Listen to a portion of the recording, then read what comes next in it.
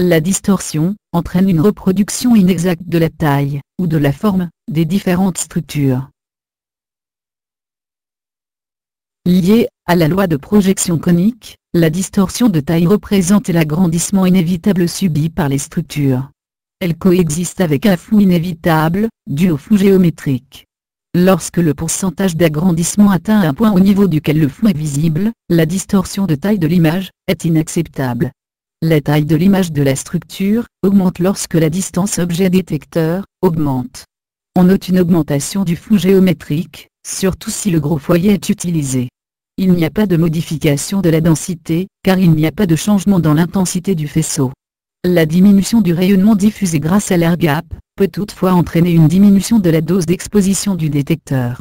L'agrandissement diminue lorsque la distance focale augmente, mais l'intensité du faisceau et la quantité de rayonnement atteignant le détecteur diminuent, d'après la loi de l'inverse du carré de la distance. Dans certaines explorations, le degré d'agrandissement est d'une importance capitale, par exemple pour la mesure de segments osseux, ou en pelvimétrie. Il est alors important de connaître le rapport d'agrandissement, ou de réaliser la radiographie avec une règle graduée, située dans le plan de la structure à radiographier. L'agrandissement peut être volontairement recherché pour améliorer la visibilité des petites structures.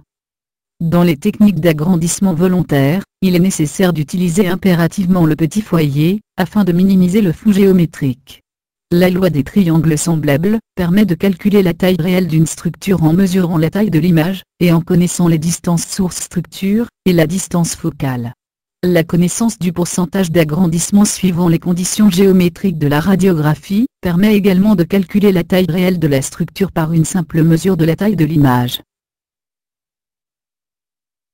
La distorsion de forme provoque la déformation de l'image de la structure, et la modification des rapports anatomiques. La déformation est minimale, si la structure est parallèle au détecteur, le rayon directeur étant perpendiculaire. Le centrage au milieu de la structure permet l'utilisation de la partie centrale du faisceau, zone dans laquelle la perpendicularité est la plus élevée. La distorsion de forme est généralement une conséquence de l'adaptation des différentes incidences radiographiques, afin d'éviter les superpositions des différentes structures. Un exemple d'utilisation avantageuse de la distorsion de forme est apporté par les radiographies dans lesquelles l'inclinaison du rayon directeur ou du patient permet d'éviter la projection des clavicules sur les apex pulmonaires. La phase basse s'effectue avec une inclinaison caudocrânienne du rayon directeur, ou une position du patient en flexion dorsale.